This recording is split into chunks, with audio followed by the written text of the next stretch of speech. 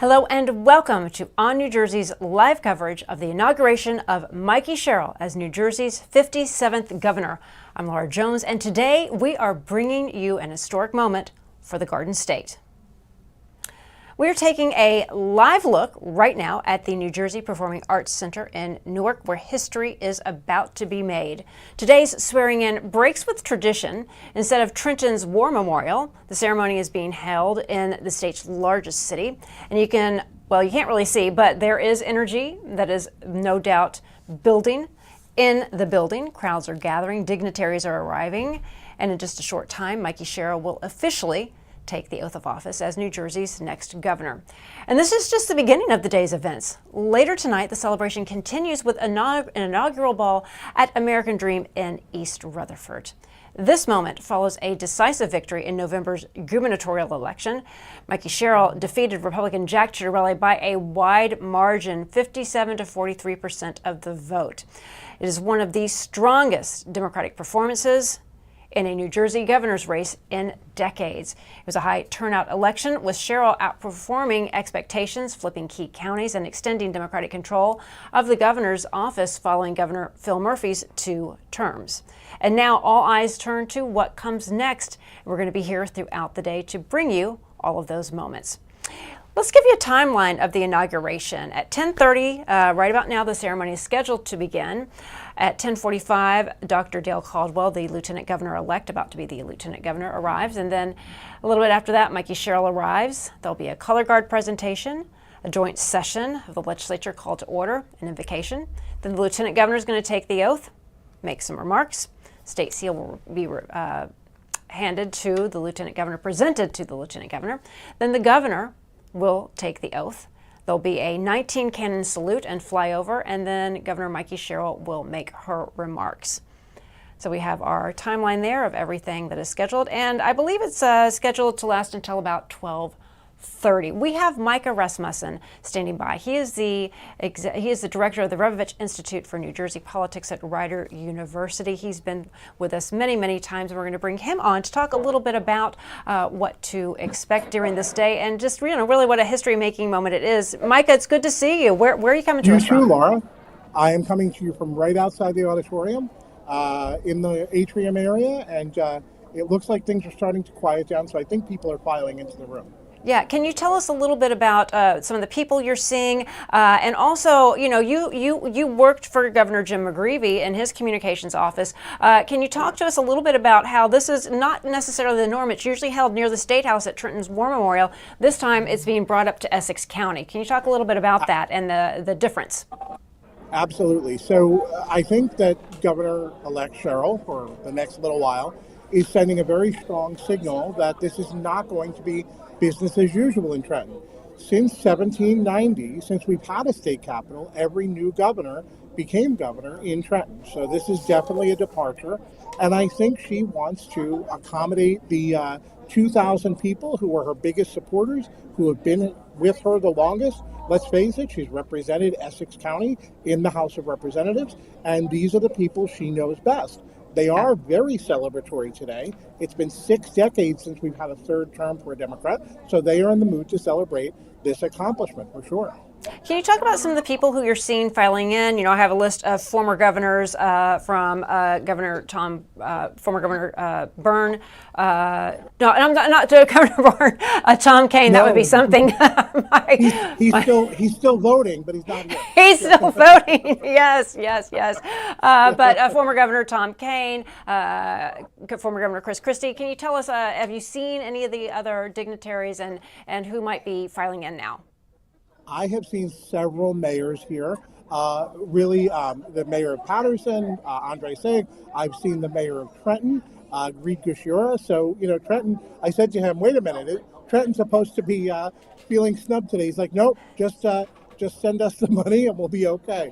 So he's having a good time. I've seen members of the legislature here, of course, reporters. It is more of a partisan crowd than bipartisan. As you mentioned, Governor Whitman is here. She did support Governor-elect Sherrill during the campaign, so that's not entirely a surprise. but it is mostly Democrats celebrating this accomplishment, mostly Democrats celebrating this milestone, and dignitaries, supporters, normal Trenton political types, a lot of lobbyists. These are the people you see at these types of things who, who really gravitate toward them. Right. And, we'll see a lot of formal ceremony today, taking the oath of office, giving out remarks. What might we expect from Mikie Sherrill? She's talked about day one. She wants to freeze utility rates. Today's where the rubber meets the road. Is that going to happen? What might we expect to hear in that first inaugural speech that she gives just after she takes the oath of office?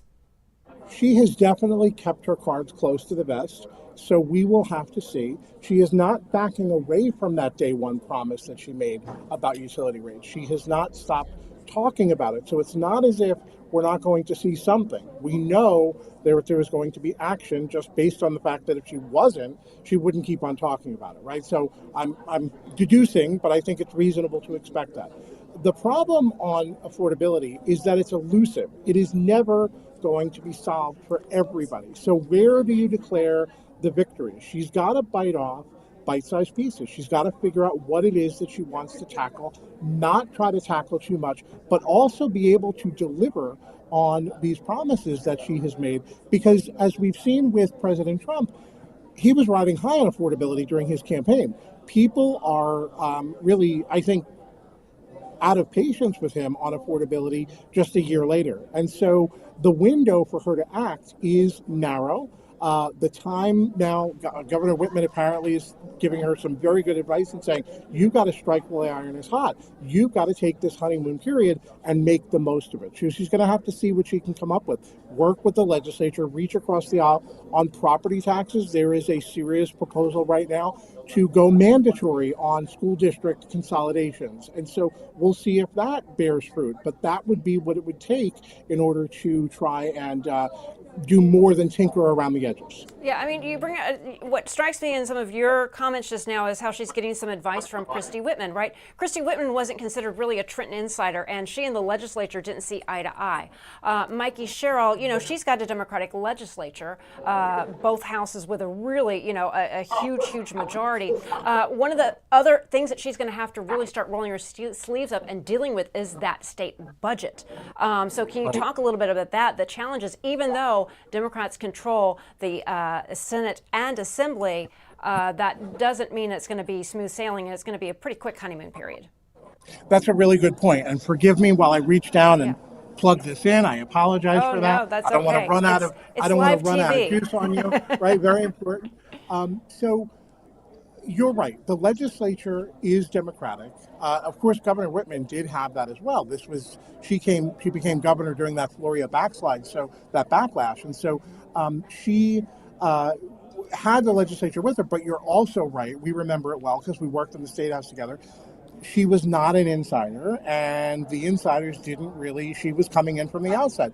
In that respect, I think Governor Sherrill is going to be a lot like that. She has not worked in Trenton before. She has the party with her in the legislature, but they have their own agenda. They are going to tell her very quickly, we're up for re-election in 2 years. You're not. And so their window is differently than hers. They want to deliver and bring the money back home to their districts, and that's going to continue to create upward pressure on the budget as it has. When Governor Murphy became governor, the budget was $35 billion. Today, it's $58. So we're going to see very quickly her first budget proposal will be due to the legislature next month. She'll give that budget address in late February, and we're going to see very quickly whether or not she's going to continue the same trajectory or she's going to try and do something to change that and to hold that back. As we know, nothing is free, and so the services that the state delivers, very popular services, you'd have to cut those somewhere if you want to affect that bottom line.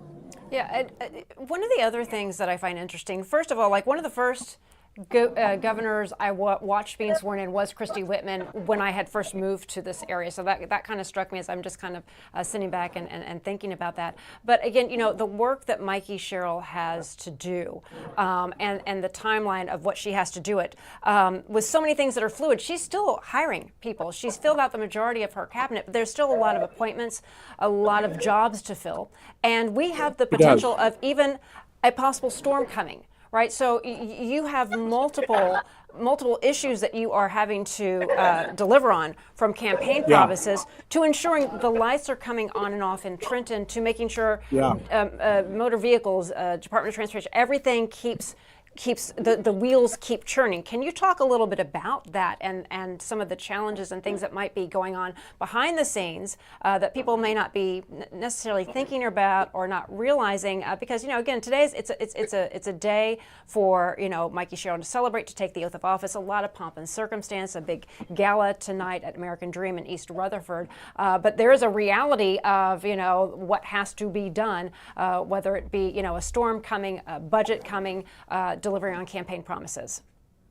Yeah, you're absolutely right. She has no luxury of a learning curve or of taking her time. She's got to hit the ground running. We're a tough crowd in New Jersey. We are looking for everything, and we're looking for it quickly. We want DMV to work. You and I have spent a lot of time looking at that Real ID issue. You've got to be happy that she looks like she's paying a lot of attention to that. She picked a national expert on Real ID implementation to run DMV. And so I think we can expect some real action there. But you're right. If there is a snowstorm today, I was walking in around PAC today, New Jersey PAC today, and NJ PAC, and there is a lot of ice around. You've got to navigate, and you are looking for everything, and you want it to be right, and you want it to be right instantly.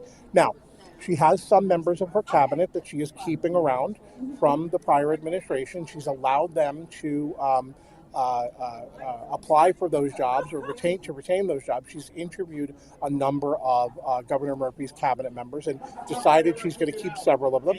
But she's also bringing a lot of people from around the country with that specialized experience that she's looking for. The education commissioner will be from Texas.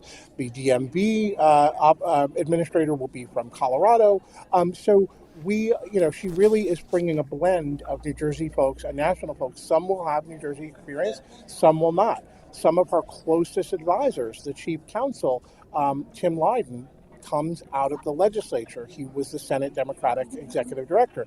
That will be really important experience to have for another part of her staff that is coming straight from Capitol Hill in Washington, has not worked in Trenton before, and so really is going to need to get up to speed. So I think it's clearly she's taking an all the above approach. She wants a variety of perspectives. She wants a variety of backgrounds, and I think that can probably serve her well, as long as the folks who don't have the Trenton experience are willing to listen to those in her circle who do.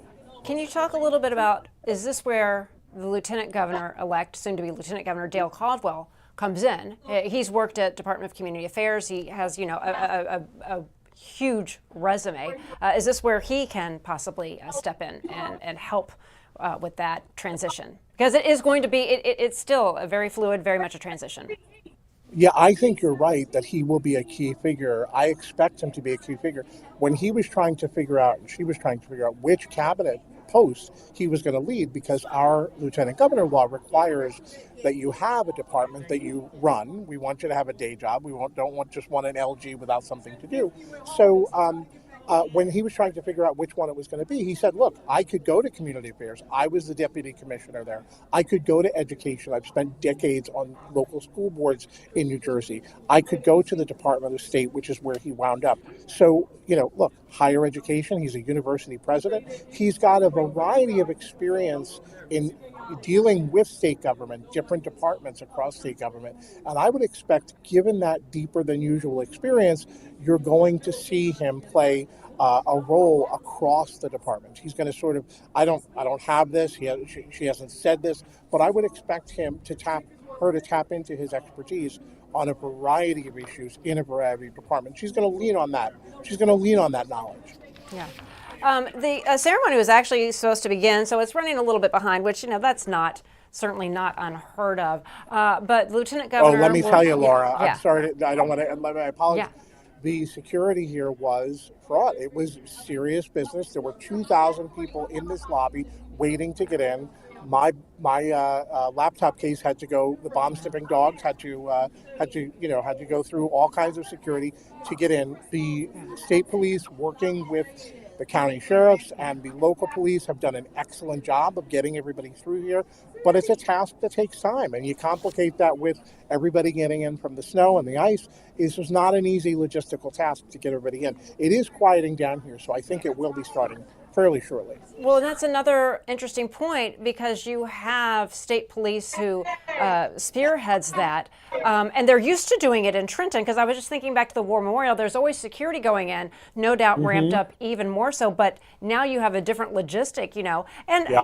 how is that playing for South Jersey, for the South Jersey people who have to come? That they got to go all the way up to North Jersey, or even school? Are there school groups there who are bringing kids, like younger people? Because I've seen that. I remember taking my Girl Scout troop to Governor Chris Yeah. Christie's inauguration, and that was what the great thing with having it in Trenton was it was easy Yep. for everybody to get to. Now with it being up in Newark, anybody talking about that?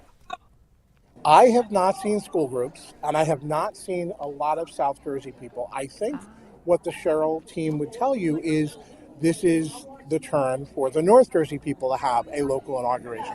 This is their chance to easily get here. And, there's an argument to be made for that. I do see mostly North Jersey faces. I see the chief of staff for the Essex County Executive, Phil Elagia. So this is their local event. This is a real departure. And, again, I don't think it's necessarily a surprise given where she comes from and given where her support has come from and where she's represented in Congress. I think it's their turn. But no, I have not seen. There's John Curry, the Passaic County Democratic chair and longtime Democratic state chair. This is really mostly a Democratic crowd, Laura. It's not that it's not bipartisan. We talked about Governor Christie Whitman, but this is mostly Democrats who are celebrating this third term for a Democrat, which we have not had in 60 years. We've not had a situation where one party has been celebrating a third term in, really ever in New Jersey, except for when Governor Minor left office and Governor Hughes became governor in 1961, January of 1962. And to a certain degree, I could see that really working to Mikie Sherrill's favor because, again, when a new governor comes in, it's obviously it's when the parties are not obviously, but has been the past 6 years. It's when the parties have changed. So you mentioned she is keeping some people on from Governor Phil Murphy to help with that transition. So this is it's really it's very new territory and history making for sure. What you hope is, it's impressive that she is relying on so many different backgrounds. I think that really bodes well for her, and drawing from so many different perspectives. That can be a real source of strength for her if nobody is marginalized, if it's not a situation where it's North Jersey is trying to box out South Jersey or something like that.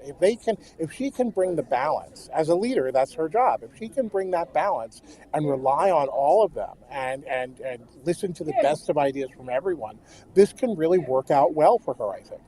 Yeah, and there are Republicans, members of the legislature. They're all there. There are Republicans there, and we had a week ago is when the legislature reorganized. So that's how it goes in New Jersey. The legislature reorganizes, and a week later is when the governor is sworn in. So can you just talk a little bit about that dynamic? So again, so for people who are just tuning in and seeing what's going on, the stage will be filled up soon with members of the legislature, honored guests. Yeah. It's similar to kind of a what you see at State of the State address when you have members of the state Supreme Court coming. Like you said, lobbyists, like every background, special interest groups, not-for-profits, a lot of people. Yep. Anything else striking you as you're watching people fill in and come into the event?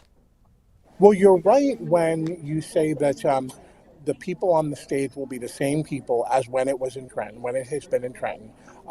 Chief Justice Rabner will be swearing her in, I'm told, and so it will be very much the same crowd.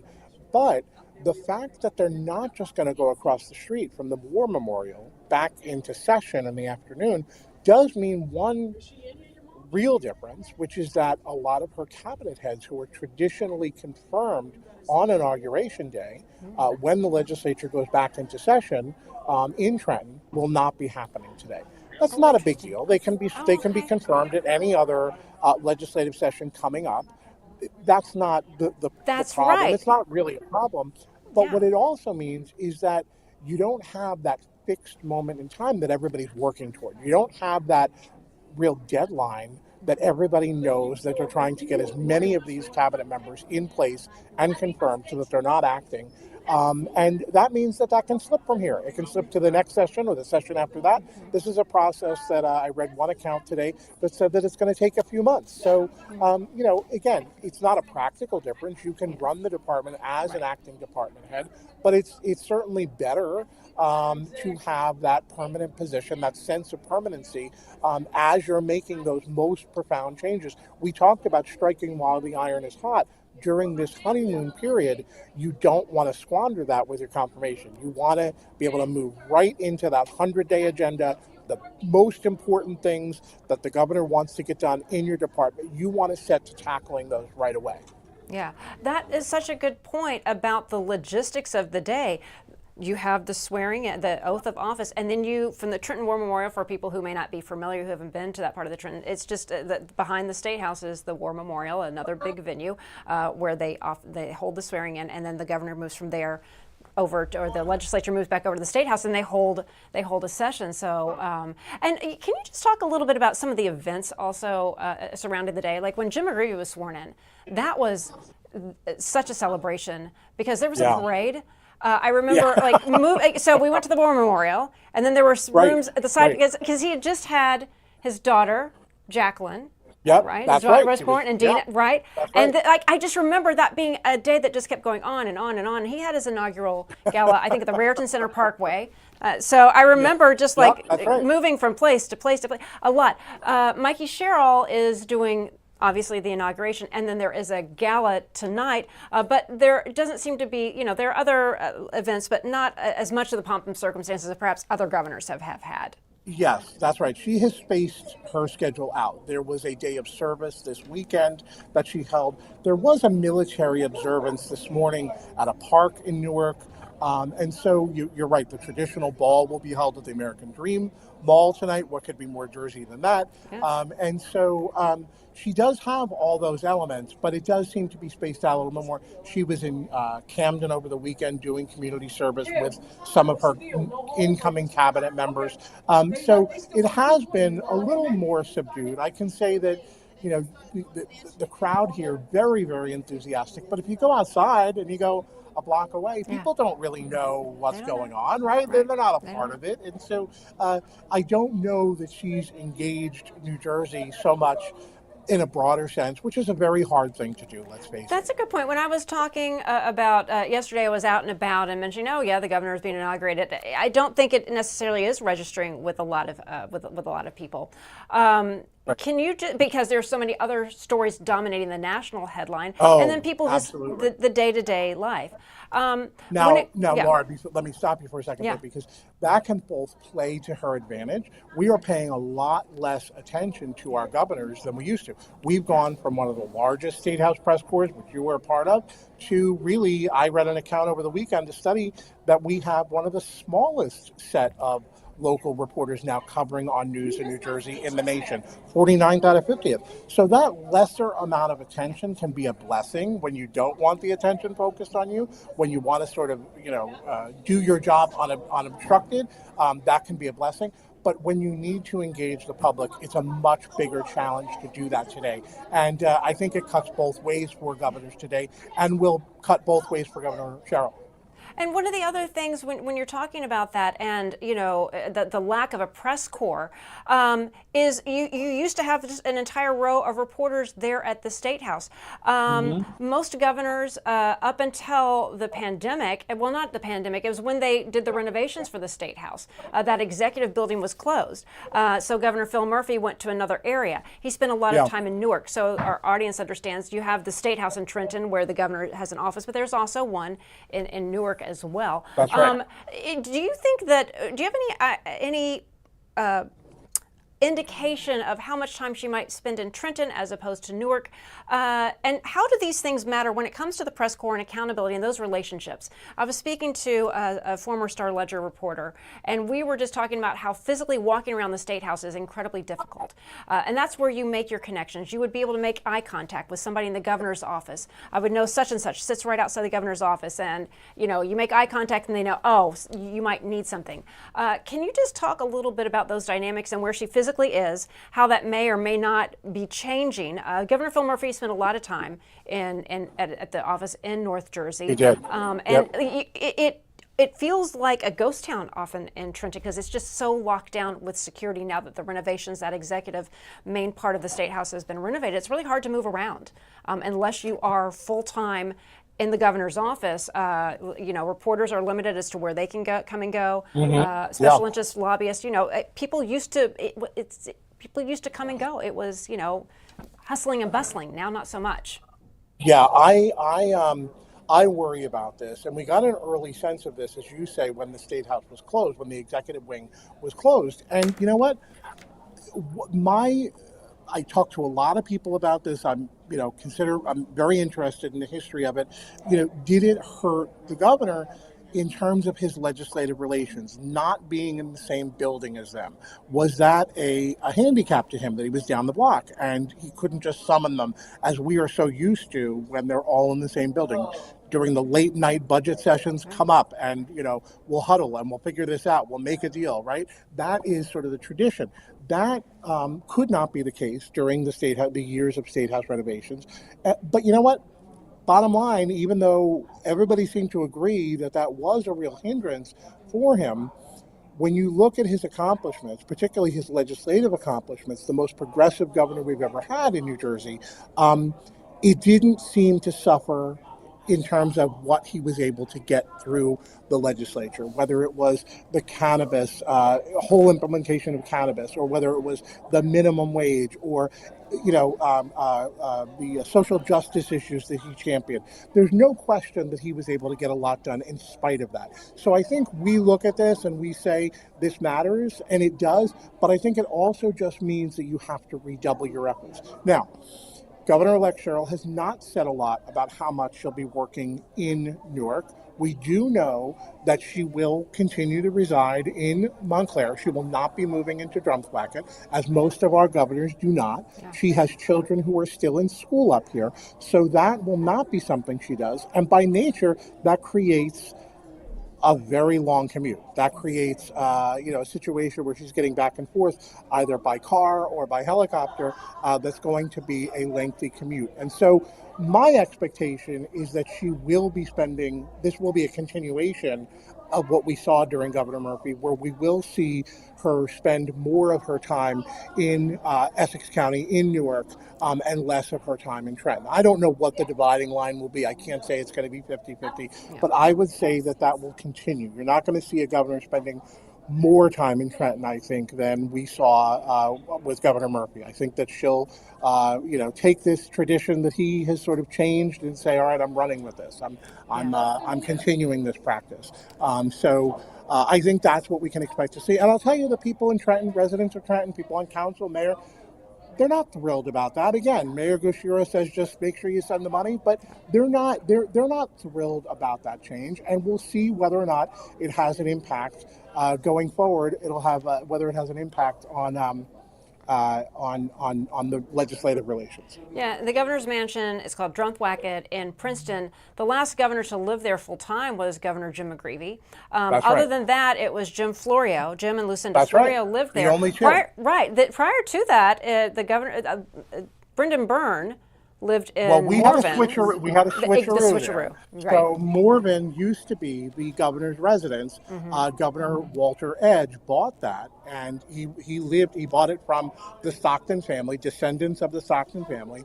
He owned it, and the provision in his will was going, or in the deed when he was allowed to buy it from the Stocktons, was that he would donate it to the state when he died. And he did do that. Initially, for several governors, it served as the governor's residence. The Hughes family talks about their time residing there, and Governor Burns' family certainly lived there.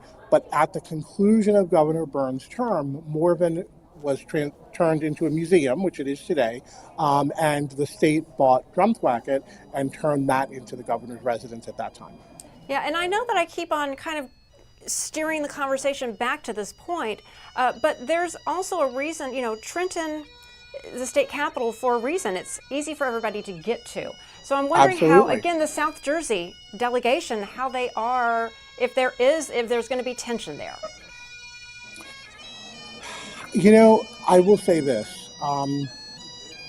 The shift away from South Jersey as a block, the power as a block, occurred over the last several years already.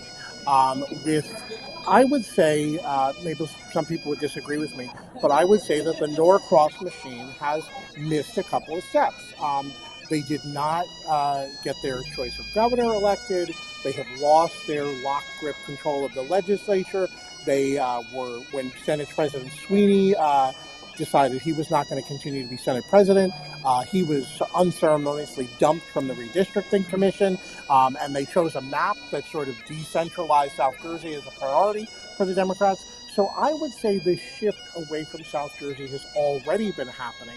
Maybe this is another step in that process. The center of the political universe has moved. It has gravitated. And this is definitely Essex County's moment. And I think they will enjoy it. And they will, look, the power centers within the party, whether it's Hudson or Union or Essex or Camden, they sort of take their turns. They rotate with who is going to be the Senate President, who's going to be the Assembly Speaker, who's going to be the governor. This is their moment in the sun. This is their moment on top, and we'll see what they do with it. We saw during the South Jersey era, we saw a lot of state money spent in South Jersey, a lot of the development of Cooper Hospital and of Rowan, the rise of Rowan. Enormous resources went to South Jersey. Less so now, and now we'll see if this means that the money and the resources and the attention flow into Essex County now with this shift in political gravity. Yeah. The bagpipers are playing, and the stage is starting to fill in. I'm going to let you go. Just final thoughts before the ceremony gets underway and New Jersey swears in Mikie Sherrill as its 57th governor. Just final thoughts here, Micah. Yeah, it's exciting, and look, I am really curious to see what she's going to tackle in this early period. She's got this honeymoon period. I want to see what she wants to accomplish quickly so that she can deliver on those promises, and we'll see what happens, because attention will drift as time goes on. She will fade into the woodwork, and so I want to see what she does in these early days to capitalize and to deliver on those promises. Is she going to be the moderate that she sort of campaigned on? Is she going to be a departure from that really stark progressive governor that Governor Murphy was? Okay, Micah Rasmussen, director of the Revovich Institute for New Jersey Politics at Rider University. Thank you for taking so much time out of your morning to talk to us. Go on and get in there. Thank you, Laura. I appreciate it. All right, thank you. All right, we're continuing our coverage of the swearing-in ceremony, the oath of office for Mikie Sherrill, New Jersey's 57th governor. Again, the stage is filling in. We have another guest standing by. Jeanette Hoffman is a Republican strategist. She also hosts Energy Matters right here on New Jersey. I'm going to bring her in really quickly, as I believe we are about ready to get started here. Jeanette, how are you?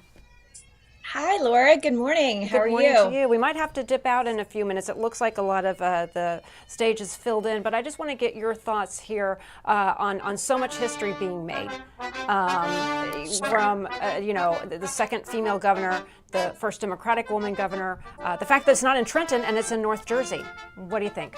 Yeah, a lot of precedents being made here today. It's always an exciting day when we have a new governor.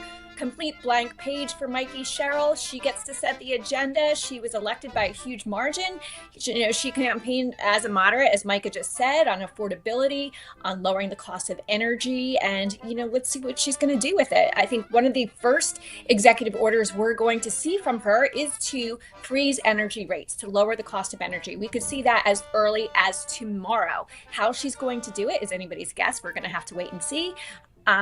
She announced a number of new cabinet officers too. So, we're going to wait and see if they're all confirmed quickly. So, yeah, I mean, and this is the thing, for as much excitement there is today, those wheels of government, they have to continue to go. And speaking of going, we are going to let you go for now because the lieutenant governor is coming in to the inauguration. Jeanette Hoffman, thank you so much for being with us. For our audience, we see Dale Caldwell, entering in to the inauguration at New Jersey Performing Arts Center in Newark, and he's saying hello. There's Governor Phil Murphy, First Lady Tammy Murphy, Anthony Bucco. That's First Lady. Oh, there's John Corzine, former Governor John Corzine, Tahisha Way. It looked like that might have been Governor Don DeFrancesco. Oh, Don DeFrancesco. Excuse me, the person that he's shaking hands with right now, Jim McGreevey. Next to him, Don DeFrancesco. Behind him is U.S. Senator Cory Booker, Congressman Frank Pallone, I see. We're just going to listen in to some of the festivities.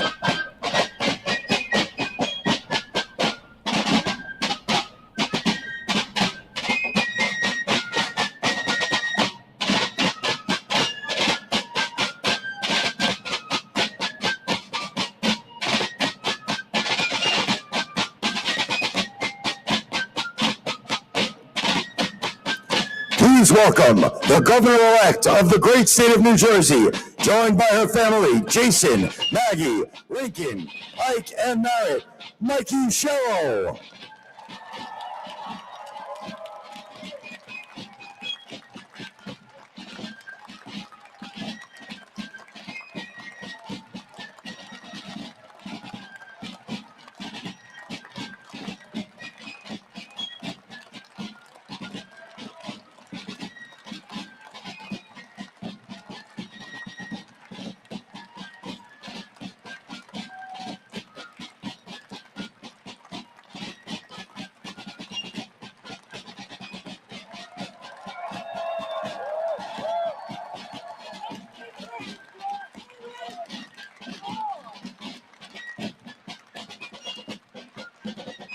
Governor. We're running about 40 minutes behind, but I think that they were likely to be able to make up a little time. As Micah Rasmussen was talking about going into this ceremony, there was quite a bit of Ladies and gentlemen, security. if you are able, please rise for the presentation of the colors, our nation's Pledge of Allegiance, and the singing of the national anthem.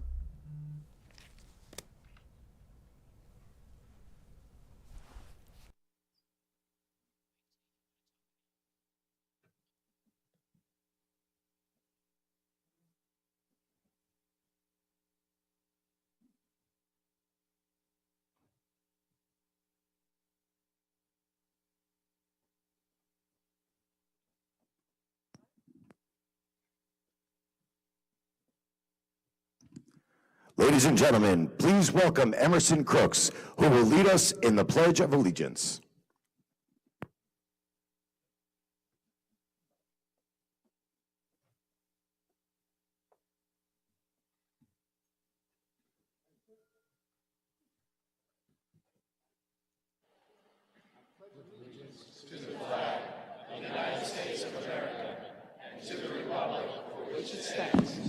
One nation, under God, indivisible, with liberty and justice for all. Thank you.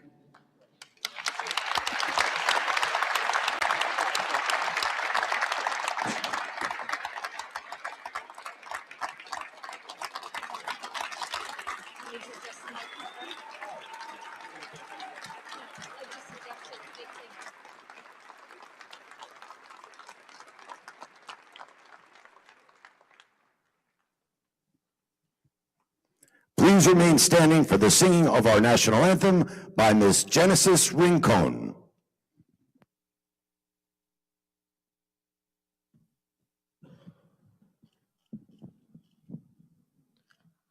Oh, say, can you see by the dawn's early light what so proudly we hailed at the twilight's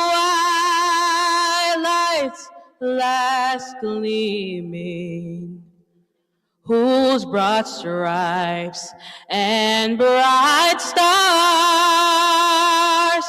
through the perilous fight,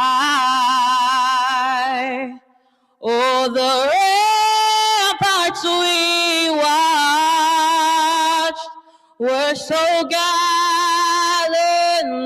streaming, and the rocket's red glare, the bombs bursting in air, gave proof through the night that our flag was still there.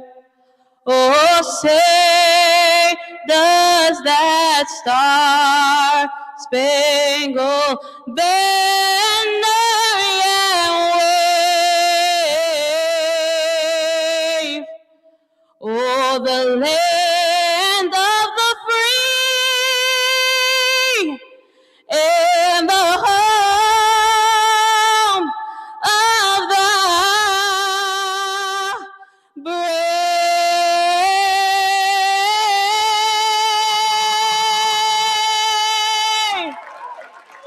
Thank you.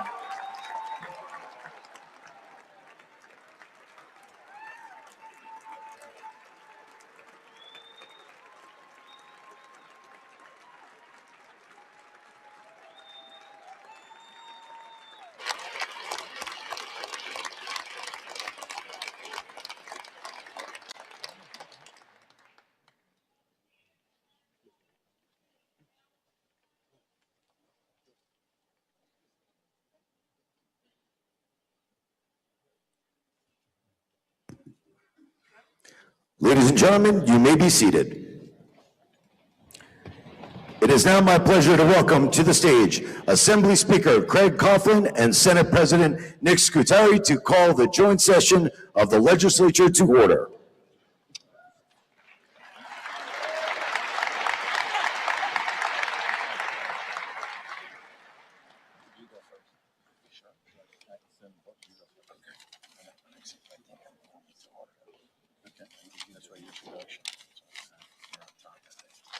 Well, we flipped the coin.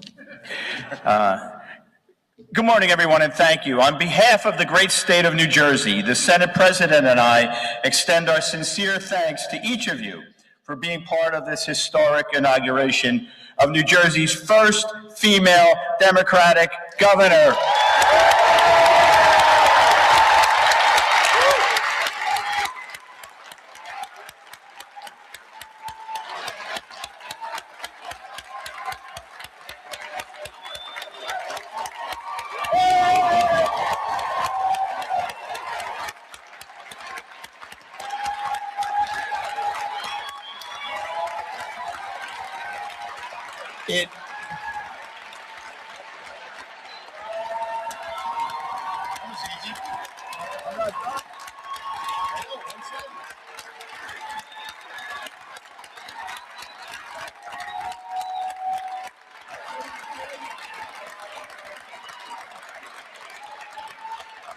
All right, calm down. Save something for later. It is a profound privilege to stand here today, hopeful and confident in the continued growth and prosperity of our state. And the last time I'll ever use this phrase, Governor-elect, thank you for letting me be part of this incredible ceremony. Thank you.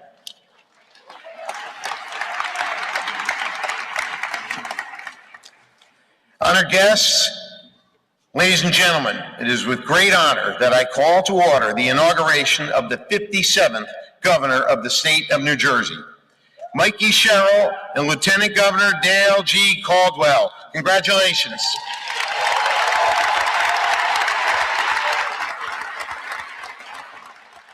Thank you both. Please welcome Reverend Charles Boyle for the invocation.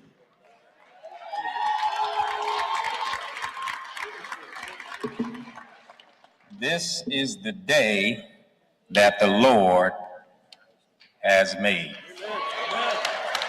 Let's pray. Holy and loving God, the God who has carried generations through danger seen and unseen, we pause at this moment because your presence makes occasions like this sacred. You are the God who lifts the lowly, who centers the forgotten, who calls leaders for such a time as this and gives them hearts to serve, courage to act, and compassion deep enough to hold the suffering of the people. Today we gather at the threshold of a new chapter, and we ask you to cover Governor Mikie Sherrill with your wisdom, your strength, and your grace. Grant her the discernment of Abigail, a woman who could see danger before it arrived and had the wisdom to speak peace into brewing conflict. Give her the courage of Esther, who stepped into hard places and risked comfort for conviction and stood so her people might live. Grant her the steadfast love of Ruth, whose loyalty knit communities together and whose tenderness revealed the wideness of your mercy. Endow her with the fire of Deborah, the prophet who led not from pride but from purpose, who rose when her people needed clarity and courage. And crown her with the dignity of Vashti, who stood firm in her God-given worth and refused every form of objectivity and dehumanization. And may she seek wisdom like the Queen of Sheba, always willing to travel beyond the familiar to hear truth, pursue understanding, and embrace insight wherever you reveal it. God bless her family. Strengthen their bond, protect their peace, and surround their home with love that steadies and restores. And God, shape her leadership by your heart for the least of these. May she measure success not by applause, but by how the vulnerable are lifted, how the hungry are fed, how the oppressed taste freedom, and how justice becomes not an aspiration, but a lived reality. And God bless her Lieutenant Governor Dale Caldwell. May the voice of his father Gil speak to him, and may the spirit of their father Morris Brown guide them. Lord, bless everyone under Governor Sherrill's charge. May her administration lead with integrity, choosing righteousness over convenience, truth over comfort, and compassion over calculation. May her administration be marked by transparency, accountability, affordability, and a deep commitment to the common good. May her administration create tables long enough for every voice to be heard and safe paths where every community can flourish. Give her shoulders strong enough for the weight of responsibility and give her spirit tender enough to remain human in the midst of great demands. When the nights are long, grant her rest. When the decisions are heavy, grant her clarity. When the road is rough, grant her resilience. And when the work feels impossible, remind her that your grace is sufficient. Show her what our ancestors met when we sung, God of our weary years, God of our silent tears, thou who has brought us thus far on the way, thou who has by thy might led us into the light, lead us forever in thy path we pray. This is our prayer for this governor, for such a time as this, in the name that is above every name. And let the whole state say, amen.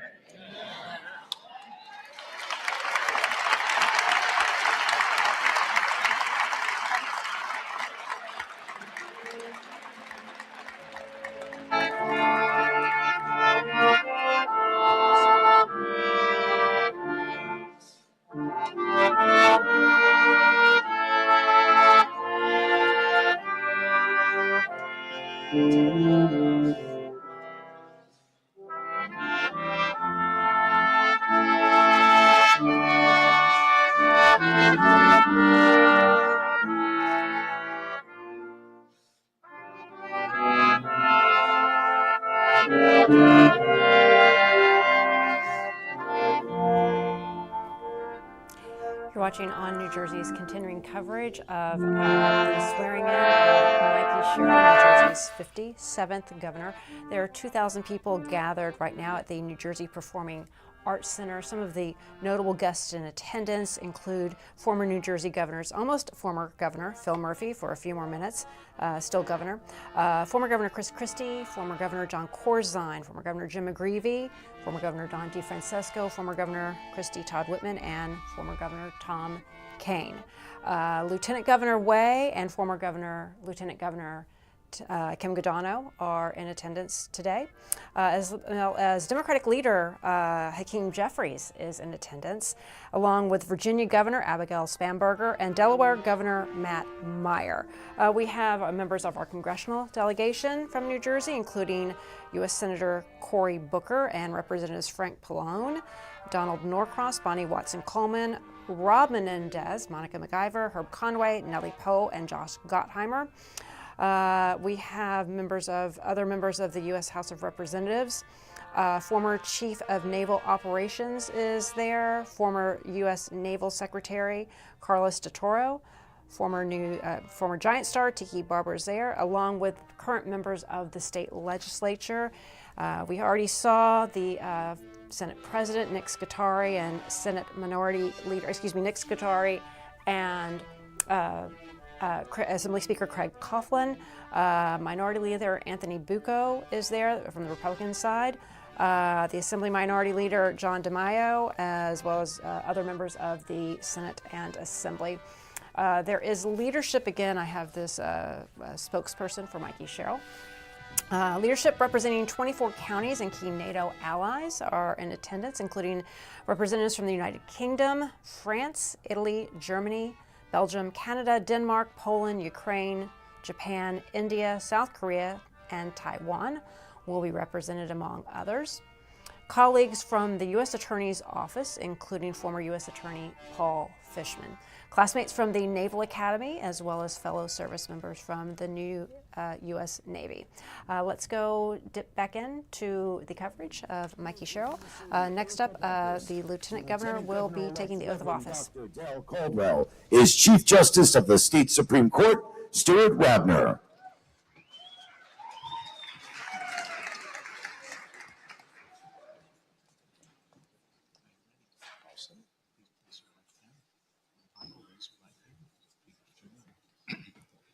I, Dale G. Caldwell, I, Dale G. Caldwell, do solemnly swear do solemnly swear that I will support the Constitution of the United States that I will support the Constitution of the United States and the Constitution of the State of New Jersey, and the Constitution of the State of New Jersey, and that I will bear true faith and allegiance to the same and I will bear true faith and allegiance to the same and to the governments established in the United States and to the governments established in the United States and in this state and in this state under the authority of the people, under the authority of the people, and that I will faithfully, and that I will faithfully, impartially, impartially, and justly perform all the duties of the office of Lieutenant Governor of the office of Lieutenant Governor according to the best of my ability. according to the best of my ability. So help me God. So help me God.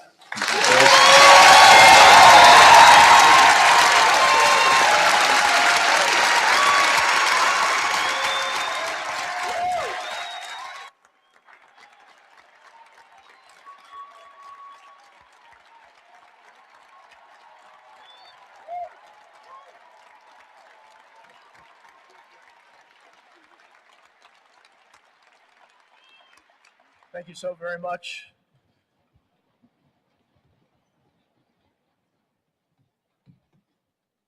Thank you, Chief Justice Radner and the distinguished justices of our Supreme Court, Senate President Scutari and Speaker Coughlin, Majority Leaders Ruiz and Greenwald, Minority Leaders Bucco and DeMaio, our legislative partners. Thank you, Governor Murphy and Lieutenant Governor Way, for your dedication to the state of New Jersey for the last 8 years.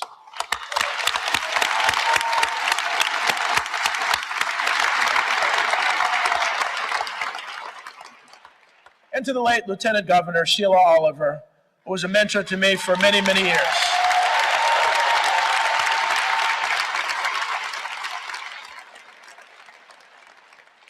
Former Governors Christie, Corzine, McGreevey, DeFrancesco, Whitman, Kane, and former Lieutenant Governor Guadagno.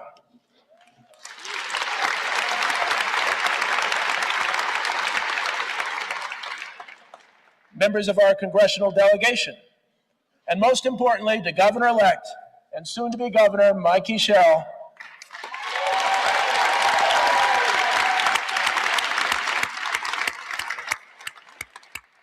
Thank you so very much for asking me to join you on this incredible journey. Thank you for your trust, your partnership, and your commitment to this great state.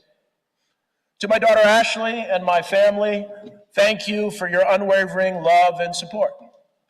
And to the people of New Jersey, thank you for placing your confidence in us. It is an incredible honor to stand right here today. Becoming Lieutenant Governor was not something that I ever imagined growing up. In fact, there was a time in our country's history when such a moment would not have been possible. Today is a reminder of what progress looks like. It is a reminder of what resilience and hope and courage can achieve. And it is a reminder that our work of fulfilling the promise to we the people is never finished. It's a sacred promise to the families, the workers, the students, the seniors, the dreamers, and the doers who make this state what it is. Yesterday, we honored Dr. Martin Luther King, Jr., whose life continues to challenge each of us to push forward for justice and to fight to make that eternal promise a reality. My father marched with Dr. King and carried his message in his heart throughout his life. My father taught me that faith must be active, not passive. He taught me that justice is not an idea, it is a responsibility. And he taught me that service is not optional, especially for those who have been blessed with opportunity. My mother, Grace Estelle Dungy Caldwell, gave me the strength of her love, the wisdom of her faith, and the belief that education and compassion can transform lives. Their values shaped the path that brought me here. It was faith that called me into ministry, and today I am humbled to serve as the first pastor to hold the office of Lieutenant Governor of New Jersey.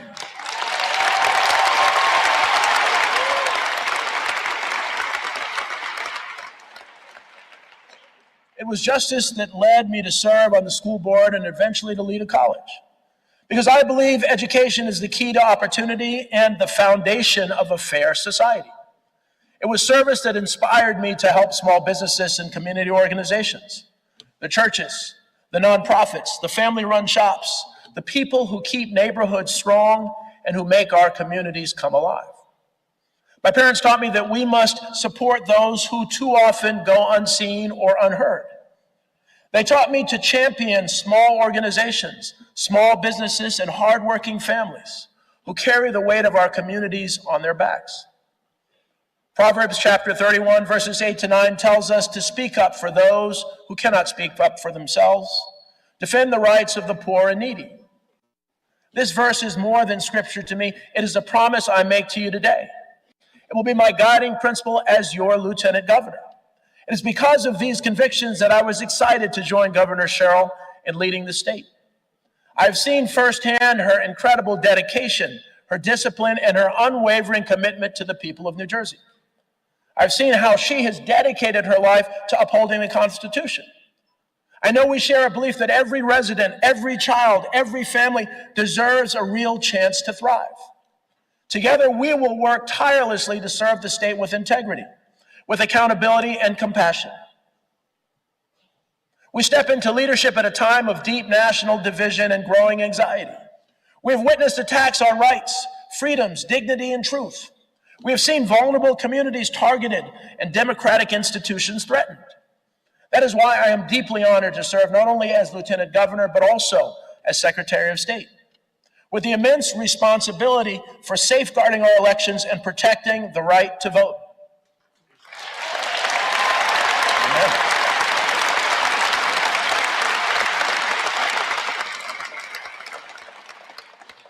The right to vote is the cornerstone of our democracy.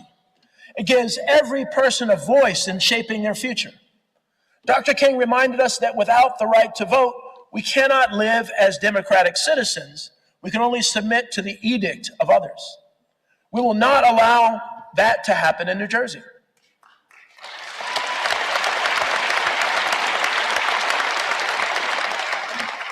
Our administration will defend voting rights and protect the integrity of our elections, and ensure that every eligible New Jerseyan can participate freely, safely, and confidently. But our work cannot stop at protecting democratic rights. We must also restore trust in the institutions of our democracy that serve the public. For too many people, government feels like an obstacle rather than a partner.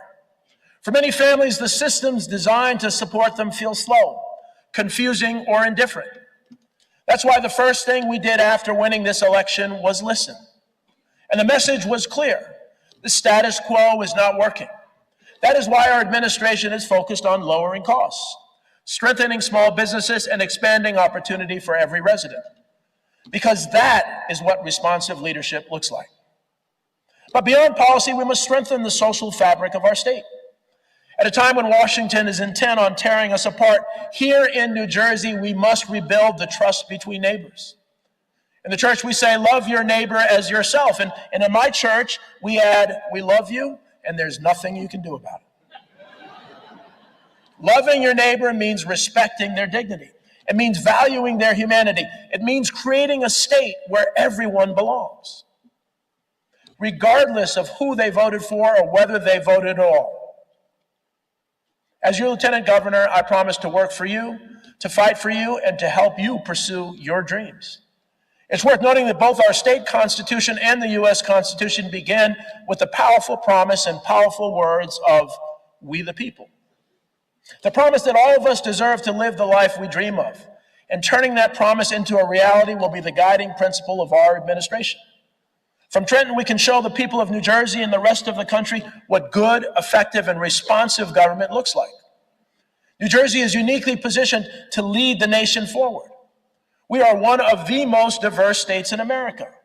We have world-class talent, innovation, creativity, and determination.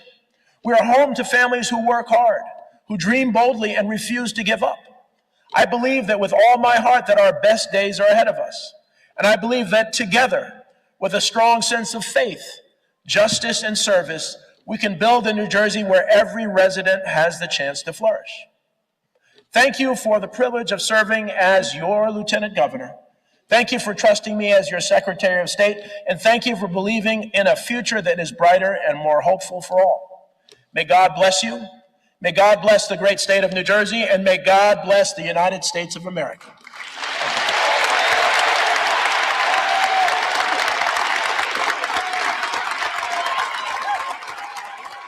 We now welcome New Jersey's third Lieutenant Governor and Secretary of State, Taisha Way, to present the state seal to New Jersey's fourth Lieutenant Governor and Secretary of State, Dale Caldwell.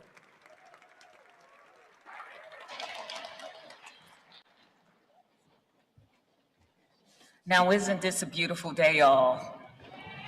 We got the Pastor Boyer, we got another pastor if you want to step forward. And for the past 8 years, it has been my distinct honor to serve as New Jersey's Secretary of State and be not only the guardian of our democracy, but the keeper of the Great Seal of New Jersey, which represents our identity, which was adopted in 1777 in Haddonfield at a special session in which our forefathers understood that we in New Jersey should stand for prosperity, that is Ceres on the seal, for liberty, and of course, the horse's head, which is our strength. So as I have concluded my service today, it is another honor to pass on the Great Seal of New Jersey to my successor, Lieutenant Governor and Secretary of State, Dale Caldwell.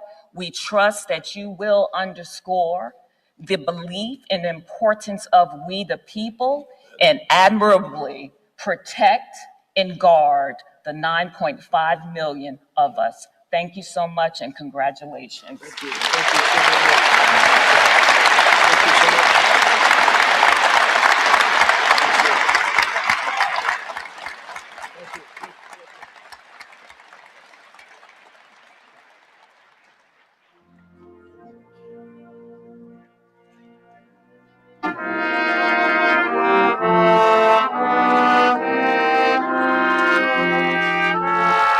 Ladies and gentlemen, the New Jersey State Archivist. Okay, in just a few minutes, Governor-elect Mikie Sherrill will be taking the oath of office. Some things to note from the Lieutenant Governor's remarks. He noted that he is the first pastor to hold the oath of office of Lieutenant Governor in New Jersey. He quoted scripture during his remarks. And let's go back in to see what's happening right now as Mikie Sherrill takes the stage. Chief Justice Radner as he administers the oath of office.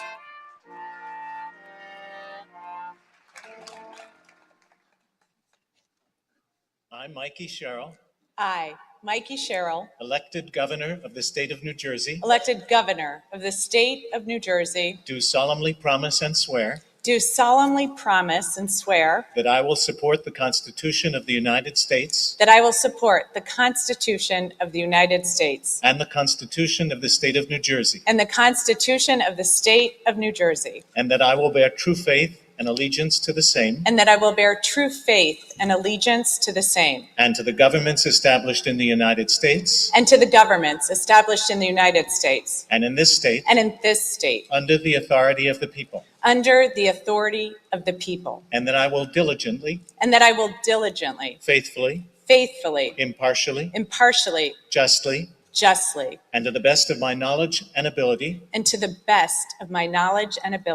execute the office in conformity with the powers delegated to me, and that I will, to the utmost of my skill and ability,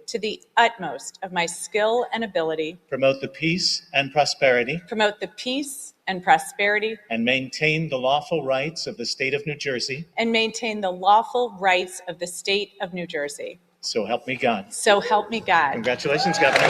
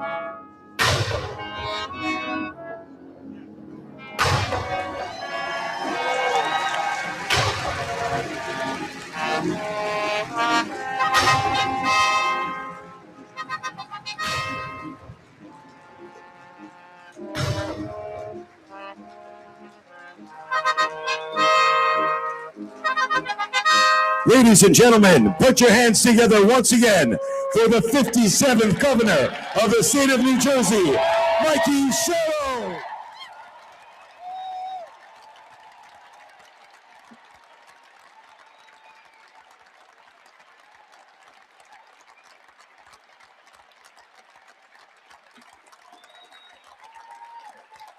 Thank you.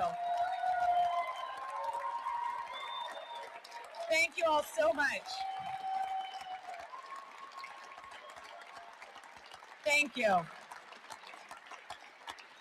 Honorable Chief Justice and Justices of our Supreme Court, my fellow governors, our esteemed congressional delegation, Mr. Senate President, Mr. Speaker, majority and minority leaders, members of the legislature, elected officials, reverend clergy, honored guests, family and friends, and most importantly, New Jerseyans up and down the state. I am incredibly honored to be standing before you as the 57th governor of the state of New Jersey.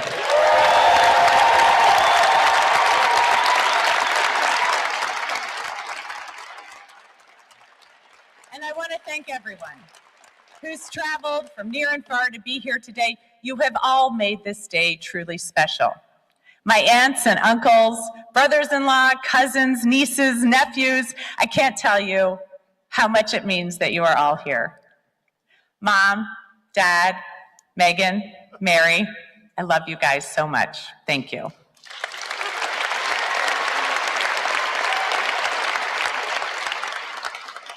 My classmates from Hunters Woods Elementary School, Langston Hughes Middle School, and yes, the great South Lakes High School class of 1990. Thank you for being here.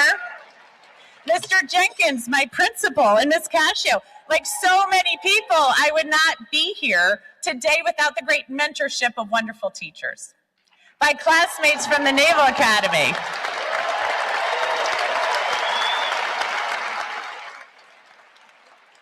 Shipmates, service members from the Navy, starting with plebe summer to duty stations around the world. It was not just my training that informed my sense of service, it was all of you.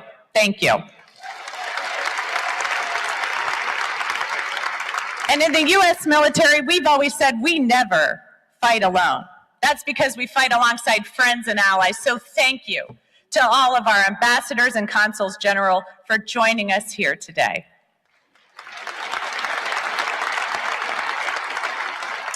Everyone from the U.S. Attorney's Office working with you right down the street at the Rodino Building was an honor.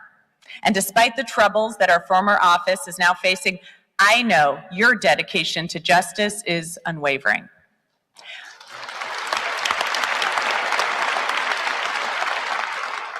My colleagues from Congress, thank you for your continued fight for health care, education, and good jobs. America is lucky to have you fighting for her.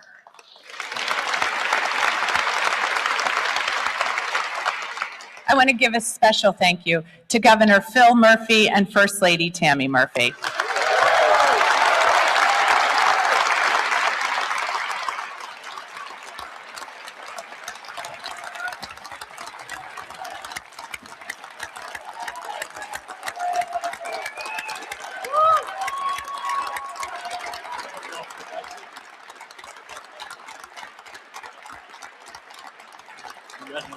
I love your family, by the way. Likewise.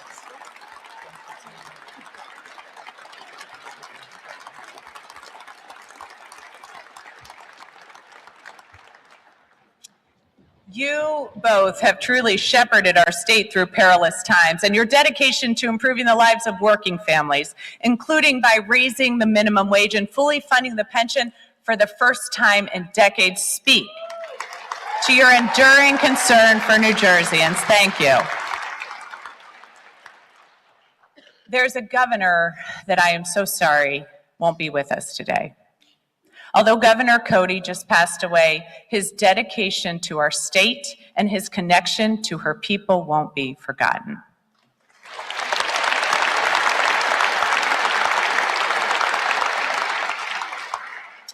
I want to thank Essex County Executive Joe DiVincenzo and Mayor Raz Baraka. Thank you for hosting us. Thank you to the people of Newark for hosting us here today. I want to thank the men and women of labor, especially the workers who proudly take care of this building.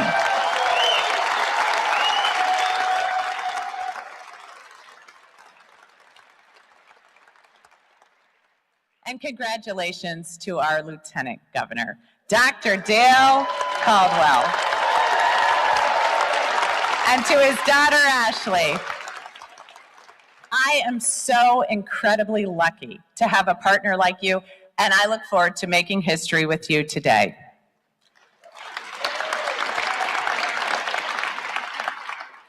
To my kids, Maggie, Lincoln, Ike, Merritt, you guys are the reason I'm doing this, and I love being your mom.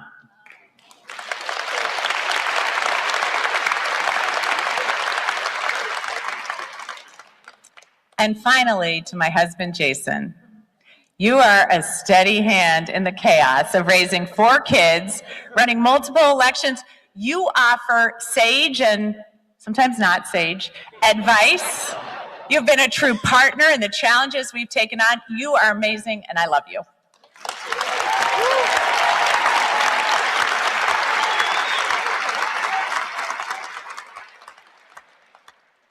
And I'm going to take a moment of personal privilege because it's bugging me, and I'm not sure if I said thank you to my mother-in-law and my father-in-law, Kathleen and Gary.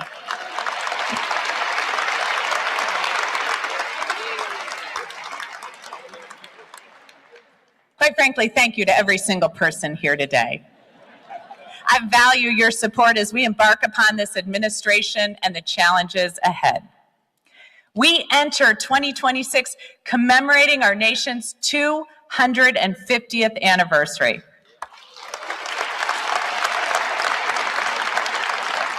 New Jersey has been at the heart of our American story, the crossroads of the Revolution, the site of our first major victory at the Battle of Trenton, the first state to sign the Bill of Rights. So I am honored as we gather here today that we do so with New Jersey's original parchment copy of the Constitution on stage with us, one of only 13 known to be in existence.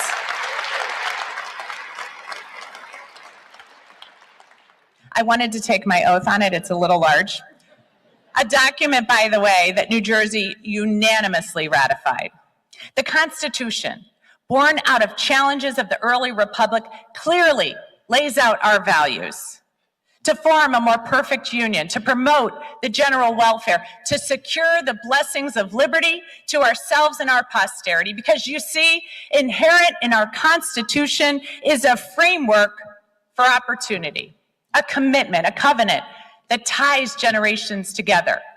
This commitment to opportunity for the people of our country is also known the world over as the American dream.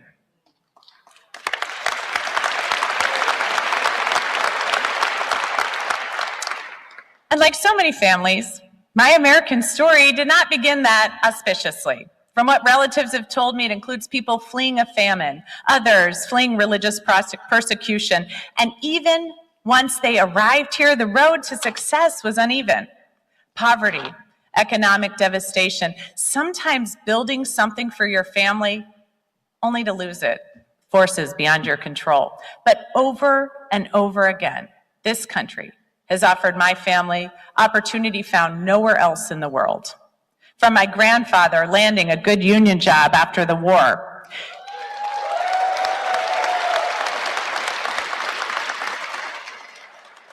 to my opportunities in the first class of women eligible for combat roles in the Navy. The American dream starts with opening a door.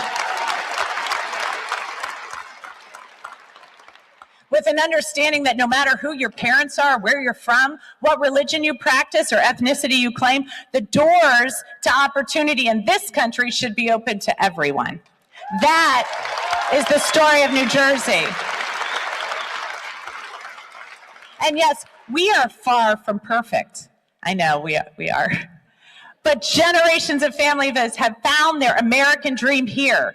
Immigrants sailing here from overseas, Black families leaving the South to come here to find work, people from all over the country and all over the world, again and again and again, finding opportunity here. That's because New Jersey is an incredibly special place.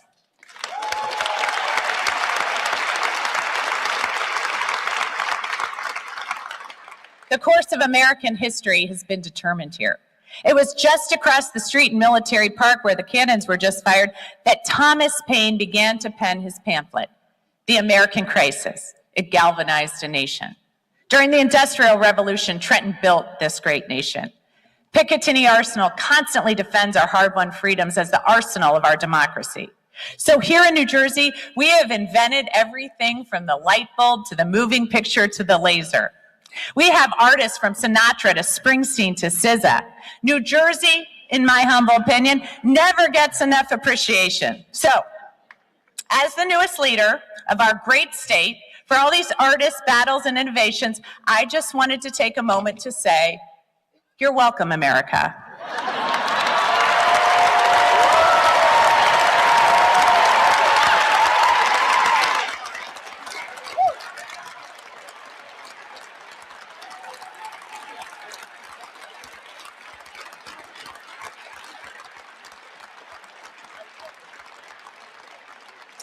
And I'll also assure you that our state will continue our great history of standing in the breach when our nation needs us. You see, what makes us special is that sometimes, in some moments, the impossible is possible here.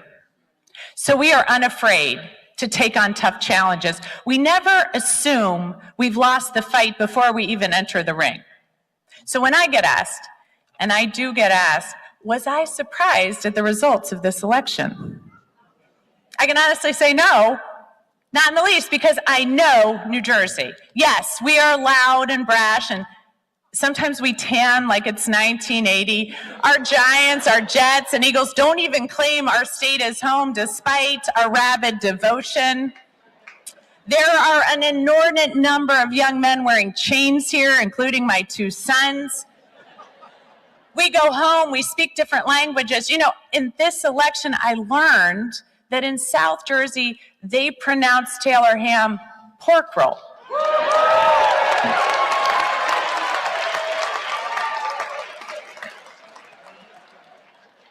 But we all go home at night, and we hug our kids, and we worry about them.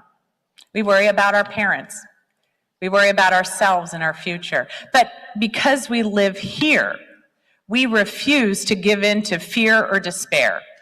That spirit, defiant, yet always looking to the future, has always defined us.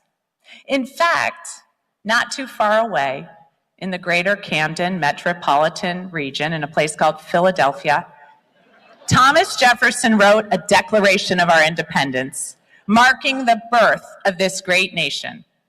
This entirely unique and revolutionary declaration claimed human beings had universal rights to life, to liberty, to the pursuit of happiness, not because of who their parents were, but because every human being is endowed with these rights by their creator, not by a king.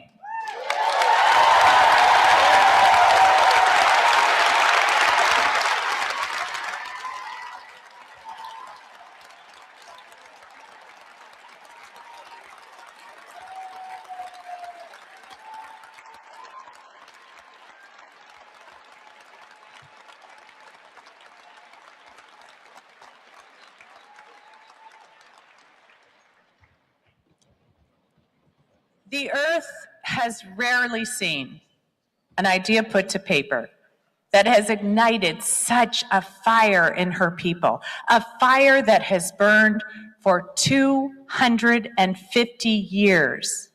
As enslaved people, women, oppressed people from around the world and from every walk of life read our founding documents and demanded their own path to those same universal rights. Our declaration denounces tyranny and listed those attacks on our rights committed by England's king.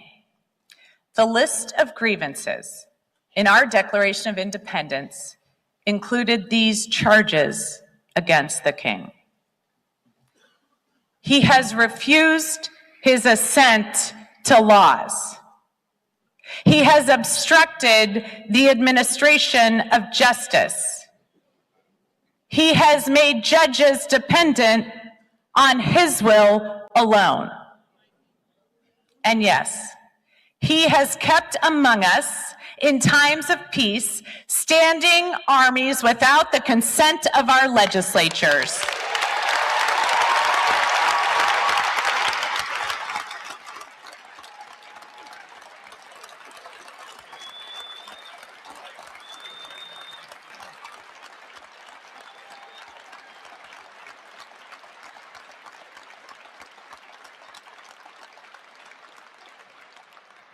And this election proved that the people of New Jersey recognize the parallels. That we see a president illegally usurping power, unconstitutionally enacting a tariff regime to make billions for himself and his family while everyone else sees their costs go higher. Here, we demand people in public service actually serve the public instead of buying themselves planes and cars and extorting money.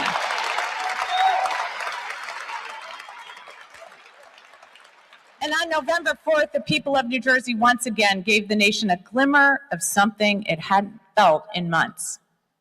Hope.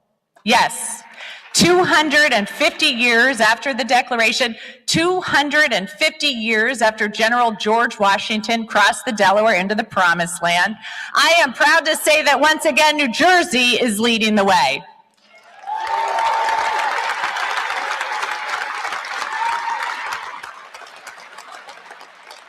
We value our freedoms, and we believe in the promise of opportunity. And I want you to know that I will be fighting for you. And I hope, New Jersey, you'll remember me when you open up your electric bill and it hasn't gone up by 20%. I can promise you it won't be because I waste your money on a ballroom at Drumthwacket.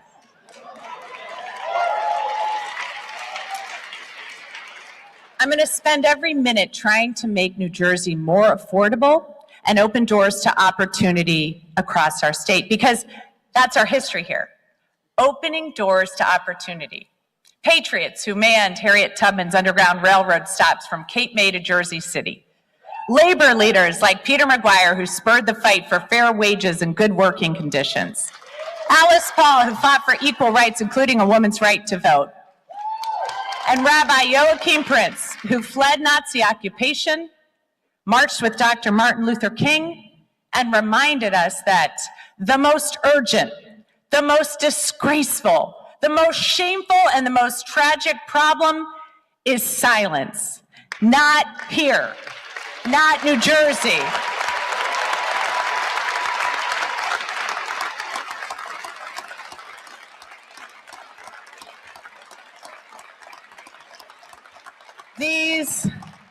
These are some weary, weary years.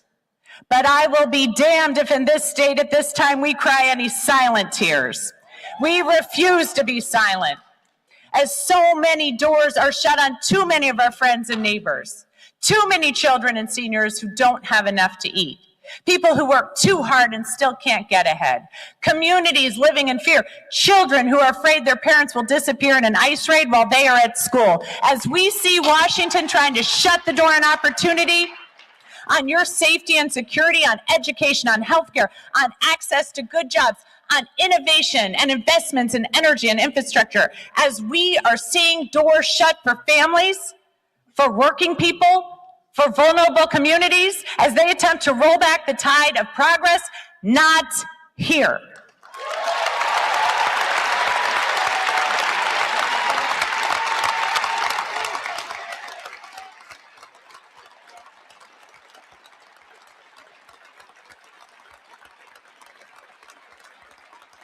We are made of stronger stuff here. We are going to keep the doors open for your family. The doors that were opened for my family, that led to me being here today. We're keeping the doors open and helping small business owners like Chuck, who owns a coffee shop and beer brewery in Clarksboro. We're keeping the doors open for Nadia, who owns a small restaurant in West New York, and Bill, who runs a barbershop in Trenton. We're keeping the doors open for Chris, a laborer in Jersey City who's trying to raise his kids and support his parents. We're keeping the doors open for students like Adam and Glenridge so they don't face bullying as we take on the challenge of mental health and social media. We're keeping the doors open for the Patel brothers and businesses in Oak Tree Lane, Oak Tree Road, and Edison as we navigate a federal tariff regime harming so many store owners and keeping costs high. We're keeping the doors open to millions of parents who want to keep their kids safe and ensure they have a bright future. And much like Noah's Ark provided safety for the righteous, it is appropriate that today we are in Newark.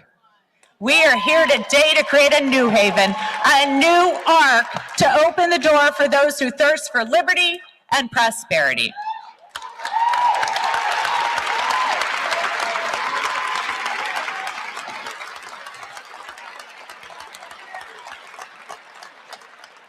For everyone who seeks to strengthen our democracy, strengthen our economy, and strengthen our families.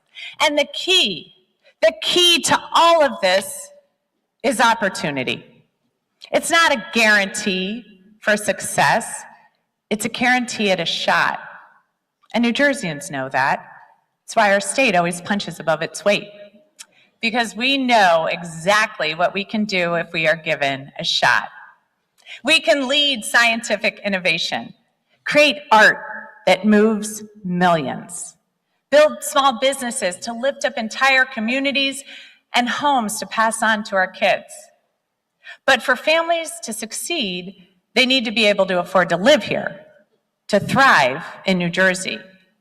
And in too many cases, the promises from politicians to open doors to opportunity have been empty. Platitudes that don't address the key issues keeping families up at night.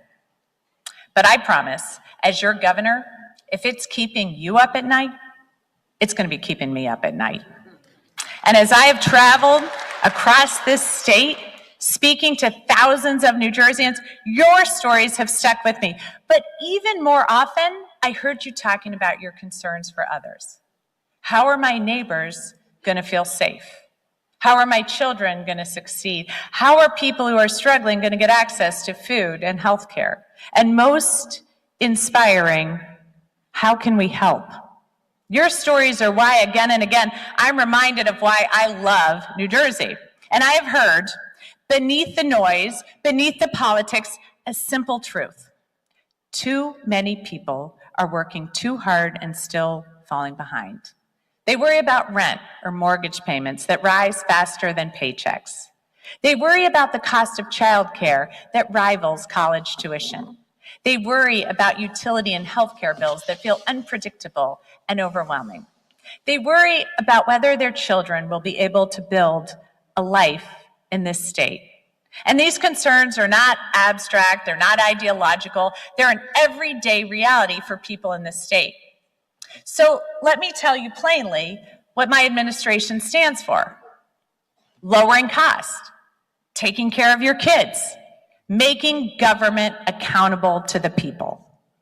And as we get to work, charting out success, I have listened to you, and I have heard you. I've heard you in Trenton, where you want safer streets for kids, redevelopment programs that work, and to provide jobs, and for the state to pay its fair share.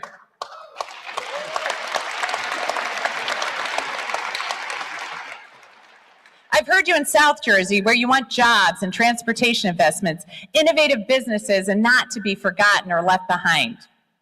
I've heard you in Hudson County, where you want housing you can afford and to open small businesses without costly bureaucracy and red tape. I've heard you, New Jersey. We're facing an affordability crisis, and you want costs to come down. And you want that to begin today. You don't want a strongly worded letter, you don't want a 10-year study, and you don't want empty words. In short, you are sick of the status quo. Well, guess what, guys? So am I. So right now, yes, before I even begin this speech, finish this speech, sorry, Just making sure you were paying attention. I'm going to sign my first in a series of executive orders to declare a state of emergency on utility costs.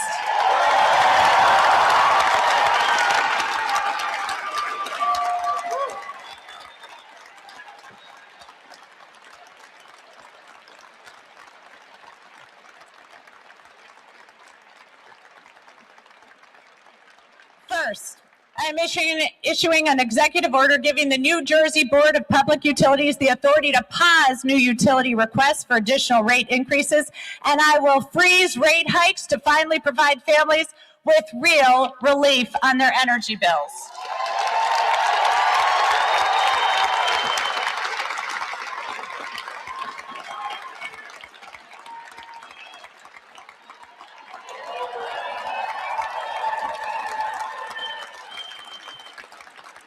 Second, I am issuing an executive order directing the Board of Public Utilities to open solicitations for new solar and storage power generation to modernize gas and nuclear generation so we can lower utility costs over the long term.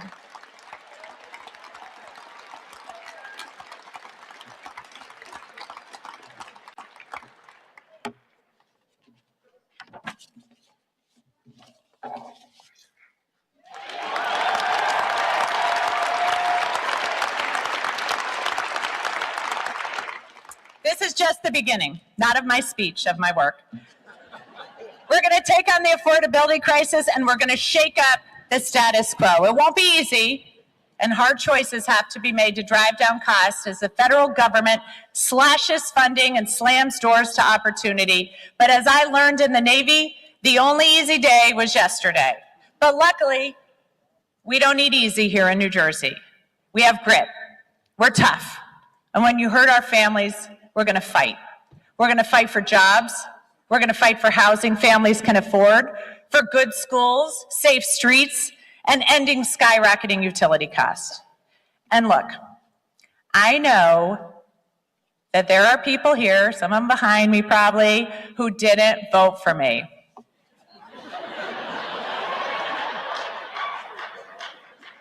And I know some of you are going to be in my office yelling at me one day about some disagreements, and yet, as we sit here today, I'm ready to fight to ensure that you can do just that without fear of reprisal or worry that you'll be investigated or unfairly prosecuted.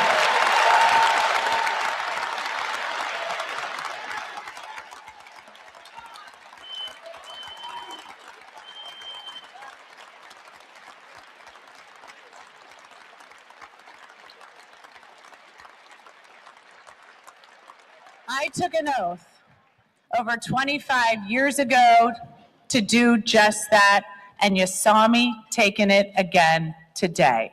And I am not a leader who will shirk in the course of my duties.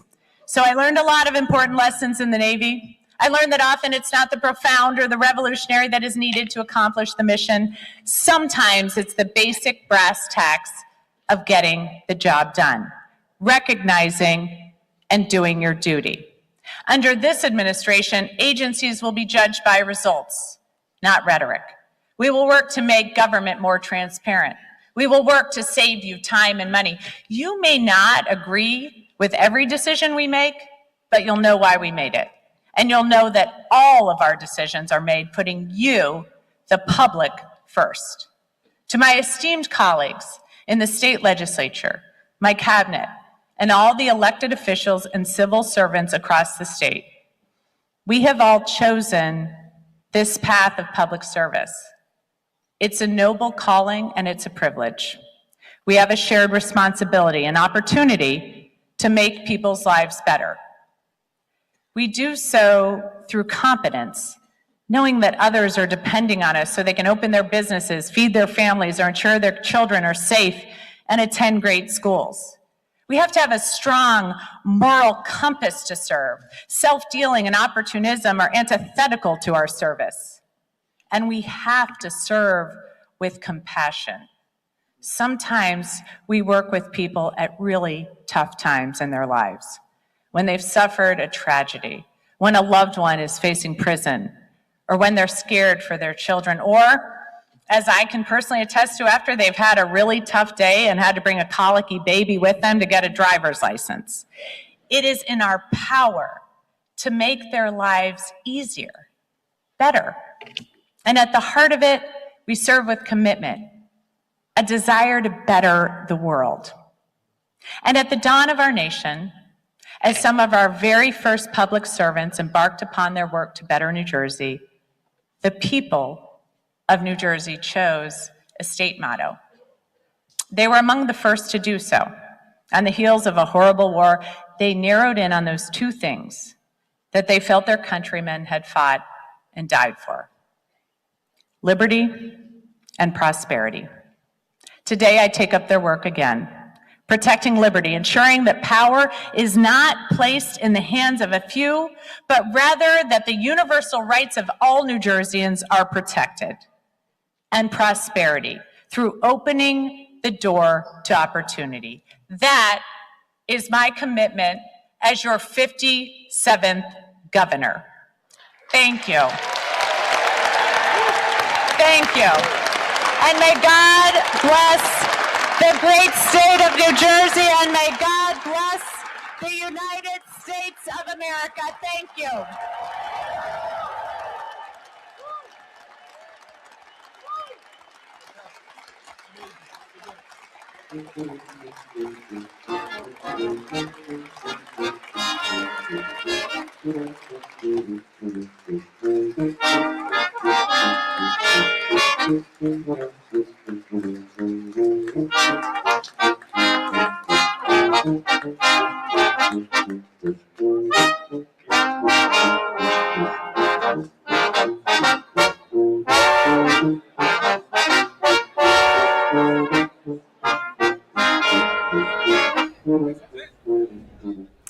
Governor Mikie Sherrill, New Jersey's 57th governor, just wrapping up with her very first address as governor, her inaugural address.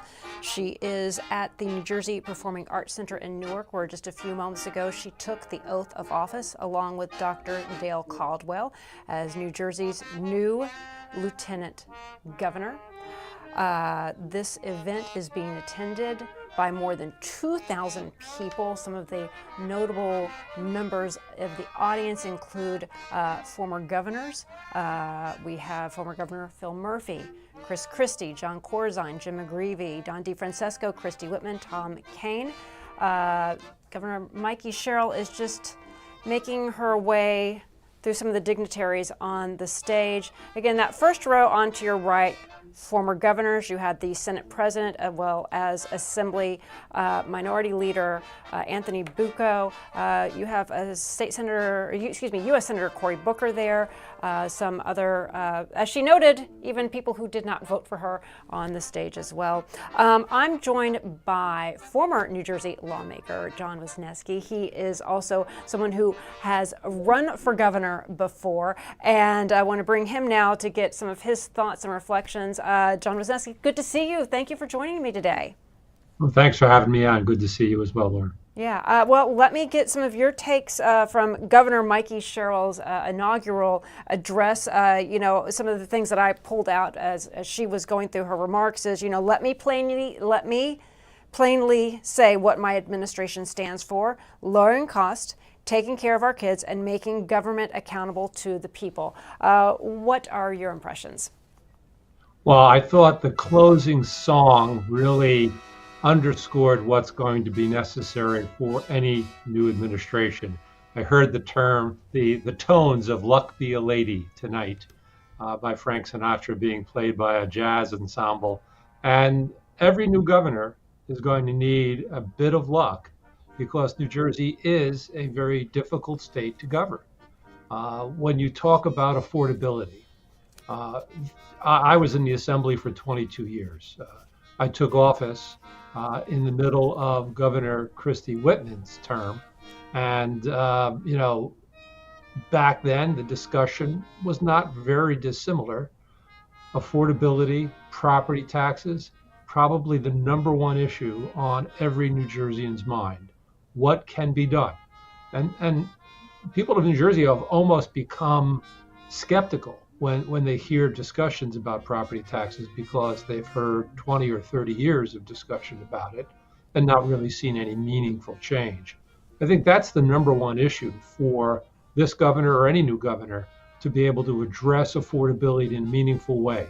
How do you address the crisis of ever increasing property taxes? Yeah. Also, today, let's see. Also, today, let's see. Some of the other things that she talked about is, going through my notes. Just before I begin before I even finish this speech, I'm going to sign my first in a series of executive orders to declare a state of emergency on utility costs. I am issuing an executive order giving the New Jersey Board of Public Utilities the authority to pause new utility requests for additional rate increases. I will freeze rate hikes to finally provide families with real relief on their energy bills. All right, so she's also issuing an executive order directing the BPU to open solicitations for new solar and storage power generations, and on it goes. So she's taking these steps. What does that realistically mean? She's delivered on a promise, but has it affected change? Well, certainly what the people of New Jersey want to see is decisive action by their leader, by Governor Sherrill. And signing executive orders at the beginning of her term is certainly the best way to embody that decisive action. I don't think it's an easy road. I mean, I wish her well, but the Board of Public Utilities has a mandate under law to allow utilities to raise rates when they are justified. And so an executive order that says you can't do what the law requires is likely going to be met with a court challenge. And so that decisive action is going to be met with a lot of pushback from the utility industry. One thing that I wish she had said, I think solar and battery storage is important, but one of the things driving high utility costs in New Jersey is the fact that New Jersey does not generate enough electricity within the boundaries of our state to satisfy our needs. And so New Jersey is a net importer from other states of electricity. In that call for solar, in that call for renewables, should have been a call for the construction of new baseload generating stations, whether they are nuclear, which is probably the cleanest way to go, or natural gas, which is certainly got some element of not being perfectly clean, but better than coal. The only way New Jersey really, truly can resolve the affordability of electricity crisis is to have more generation in the state. And there's a bit of irony in this because the last female governor of the state of New Jersey, Christie Whitman, championed energy deregulation. And it resulted in a bill that deregulated the energy sector in New Jersey. And some people would say that in part may have been what has precipitated the rise in costs. Right. And what's interesting is we were talking earlier before going on, she has been in touch with former Governor Christie Whitman. She has gotten some advice and counsel from former Governor Christie Whitman. Again, that was the first governor you served under. That was the first Governor Christie Whitman I was a reporter under, and it was kind of taking me back. Just kind of reflecting on the weight of this day. There's a lot of pomp and circumstance and excitement, but really the weight of the office, the responsibilities that are now weighing on her shoulders, where the rubber really meets the road, and you have got to ensure the smooth operations of government continues on, from everything from being prepared for if there's an upcoming storm coming up to a storm inside of Trenton. Can you just talk a little bit about that, having served under a number of different Democratic and Republican administrations? The governor is going to need to have very good relationships with the Speaker of the General Assembly, my former running mate, Craig Coughlin, and the Senate President, Senator Nick Scutari. They are the individuals who will be able to shepherd through the legislature her legislative agenda. And some of these things, for instance, energy rates, is going to require legislation, and she's going to need them to be, joined with her at the hip to move this issue forward. She's also going to need, and this is one of the parts of being governor that often gets overlooked, there are the significant appointments of chief of staff and chief counsel and attorney general, but there are hundreds and hundreds of other people that are critical to the functioning of her administration. And she's only scratched the surface. Those are the people, frankly, that make or break a governor's reputation. So she has got to very painstakingly go through and make some really difficult choices. She's really had a good start naming Aaron Binder to be the state treasurer, Ed Potosnik to be the head of the Department of Environmental Protection, but there's still so much more to go. And she's going to need the support of the Senate with a lot of these nominees to make sure, for instance, that there aren't home county senators who are exercising courtesy for some reason. So there's a lot of work ahead. Today is a day for the pomp and the circumstance and the pageantry of swearing in a new governor, but the real work has already begun. So while she's on the stage making her inaugural address and signing those initial executive orders, she's got a team working behind the scenes to start moving her administration forward. And that work begins the moment she leaves the stage and will continue nonstop for the next 4 years. I was online as she was being sworn in. I saw the website changed over to Governor Mikie Sherrill right as she was, so there's a lot going right as she was sworn in as governor. So, all of those nuts and bolts, those pieces are in place that are keeping the wheels of government going. Are very much at play. It's also very fluid with so many openings, positions that still need to be filled. Can you just, final thoughts here, even with the Democratic-controlled legislature, how it doesn't mean that things are necessarily going to be smooth sailing for her. Just some final thoughts right here. Well, no, I think that at the beginning, there is a moment of comedy of everybody being on the same page from a Democratic standpoint. You've got a supermajority in the Assembly. You've got a very robust majority in the Senate. And so I think in those early weeks and months, there will be very little disagreement. I think that as some of these policies have to be ironed out and put into paper and adopted by the legislature is where you're likely to see some disagreement or some changes, because that always happens in every administration. The words of making New Jersey affordable are, frankly, easy to say. The reality of actually turning the ship of state in New Jersey and getting the costs down for things like, again, property taxes, the number one issue that nobody has been able to solve so far, is really going to be where the rubber meets the road for this new administration. Always an ongoing issue. John Wyszynski, thank you so much for taking the time to talk to us. Thank you for your time, thoughts and analysis today. We look forward to seeing you back soon. Likewise. Thanks a lot, Laura. All right, we are joined now. We have another guest standing by, and if we could just get the prompter up so I know who our guest is. There we go. Joining us live by the phone is Assemblyman Paul Kenitra. He joins us now. Assemblyman, how are you?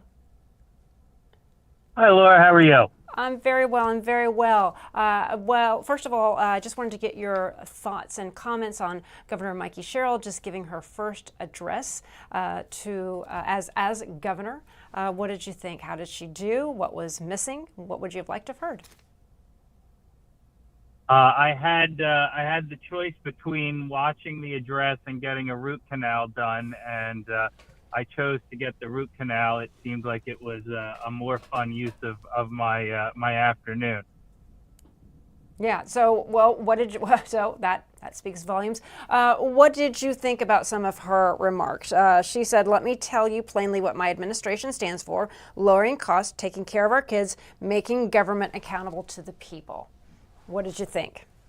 That sounds wonderful on paper. The question is, how are you going to do that? We have grown an insatiable appetite for spending in this state, and the real question is Governor Sherrill going to curtail that in any way, shape, or form? It's not a magic secret sauce, as you were talking about with the previous guest, on how do you lower property taxes. You cut your spending, right? And since Governor Christie left office, our spending has ballooned about 70%. Is that trend going to continue? We definitely heard legitimate rumors in the lame duck session that she was already looking to raise the sales tax. And I believe, when members like Assemblywoman Fantasia and myself and others sounded the alarm, I think we brought enough attention to that where maybe it really didn't materialize like it may have otherwise. Where else are they going to look to find more avenues for money and for spending, or are they going to cut them? And how ideological is this new government going to be? There's a lot of questions that need to be asked. During her remarks, she did acknowledge not everybody voted for her, including some of the people on the stage where she was being sworn in. As a member of the minority party, as a Republican in New Jersey, your numbers shrank after this last election. How are Republicans going to ensure that their voices are heard and that they do have a seat at the table with Democratic control? Even our last guest, John Wisniewski, noted that just because the legislature is controlled by Democrats doesn't mean that the Senate President and Assembly Speaker are always going to be on board with the priorities of the administration. Then put into that, the Republicans in the minority. How do they really get their voices heard and a true seat at the table? I think we need to continue to be detail-oriented legislators. Our caucus over the last 2 years with the infusion of my class of freshmen has really come in and been deliberate in how we read legislation and how we assess the effects on the average New Jersey resident. I'll give you a perfect example. We just saw Governor Murphy, right as he was about to leave office, sign only one of the 3-bill package on the Immigrant Trust Directive. And I believe that had a large part to do with the opposition that our caucus showed and the millions of views across the state that the various different arguments and conversations against that, produced. For instance, they had one bill that wasn't passed regarding license plate readers, where when we dug into it, we found out that it would essentially notify criminals that they were being tracked by the government and give them that information in advance. And I don't think they knew that. So as long as we continue, to be detail oriented, as long as we continue to be the stewards of the bottom line, I think there is a real voice for the opposition, the minority party, the Republicans here in New Jersey. Is there an opportunity to, again, work across the aisle? One of the things I found interesting that we've heard from other guest analysts is the fact that Governor Mikie Sherrill did not do this inauguration in Trenton, where the state capitol is, where her office is, where the legislature is. She did it in Essex County, where Essex County, is Can you talk about the symbolism of Essex County, where she's from, the support that she got from there? Is this sending a message perhaps to people in South Jersey where you maybe you can get some Democrats on your side, work across the aisle? Do you feel like there could be any opportunities there to make inroads just by nature of a little bit of the symbolism of where this was picked? I don't want to say it is a snub to Trenton, but some people might see it as a snub to Trenton. It certainly is a break with tradition. It certainly also seems to signal the importance that she's going to place on a particular city, or maybe on cities in general, whereas I feel that, the years of the Murphy administration were ones where the suburbs and the more rural areas of the state were largely forgotten. It's an indicator that she's going to double down on that, and where we have school districts like Newark, New Jersey, that have a $1.3 billion budget, and they have $250,000 budget just for balloons, and then they have other budgets for parties. Meanwhile, school districts in my 10th district are cutting hundreds of teachers, cutting athletic programs, cutting after-school programming because the administration has chosen winners and losers based on Democrat versus Republican districts. Is she going to really govern for the entire state? And there's real concern of her choosing to not only break with tradition and not only leave Trenton and the State House and the seat of government in New Jersey, but to do it in one of our cities that is rife with spending and overspending.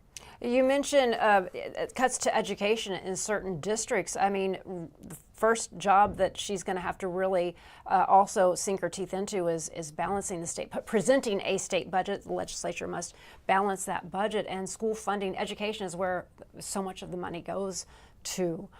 So can you just talk a little bit about that and what Republicans see will be the priorities as Governor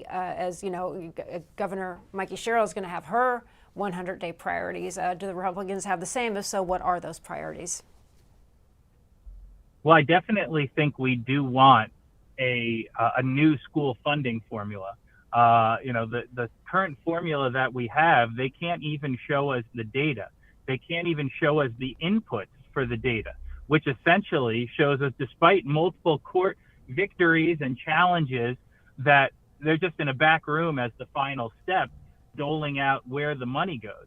If she's going to be a governor that wants to govern with transparency, she's going to need to take that as one of her first steps, saying we're going to look for a fairer formula, a formula that has transparency, a formula that people really understand what data is going into it and how it's shaking out, and how we make sure that it's not just going to Democrat districts. I mean, that's one of the biggest components of all this. When Governor Murphy in his State of the State addresses would say that we fully funded our school districts, it was a blatant lie. I mean, according to his definition of fully funding, I guess, but that's not the reality for school districts from Long Branch to Toms River to Brick and up and down the state, Jackson, Old Bridge, you name it.